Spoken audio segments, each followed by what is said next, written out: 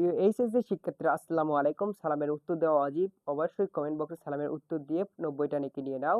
তো আজকের টপিক হচ্ছে দেখো তোমাদের এইচটিএমএল এর একটা অর্ডার লিস্ট নিয়ে আলোচনা করব।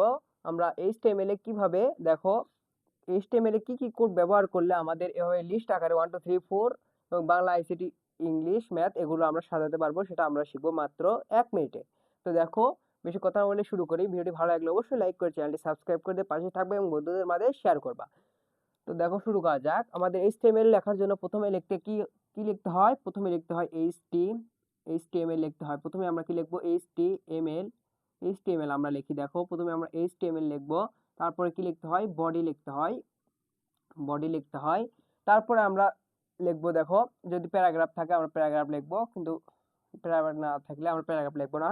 তারপরে যেহেতু আমাদের এটা কি লিখতে হবে, এটা হচ্ছে 1 2 3 4 আছে, এটা হচ্ছে অর্ডার লিস্ট, তাই আমাদের ওএল দিতে হবে। অর্ডার লিস্টের জন্য ওএল দিতে হবে, শর্টকাটে ওএল দিতে হবে। আমরা ওএল দিলাম। অর্ডার লিস্ট লেখার পরে আমাদের দেখো এখানে ইনভার্টেড কমা দিতে হবে। ইনভার্টেড কমা দেওয়ার পরে এখানে 1 দিতে হবে, 1 দিতে হবে। তাহলে এমনিতেই কোড বুঝে যাবে যে এখানে 1 2 3 4 হয়ে যাবে। তারপর আমাদের কি করতে হবে দেখো, এবার এভাবে লিস্ট আকারে লিখতে হবে। লিস্টের শর্টকাট লিখতে হয় এলআই লেখার পরে আমাদের এখানে লিখতে হয় প্রথমে কি আছে হচ্ছে বাংলা বাংলা বাংলা। তারপরে এখানে লিস্ট ট্যাগটা এখানে শেষ করে দেবা, এখানে এভাবে শেষ করে দেখো এল আই।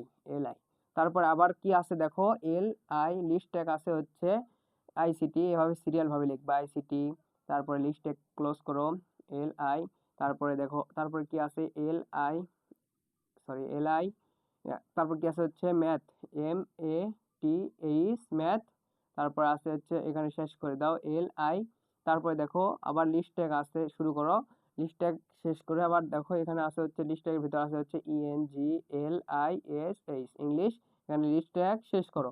দেখো এভাবেই এইচটিএমএল এ এটা উঠতে পারে।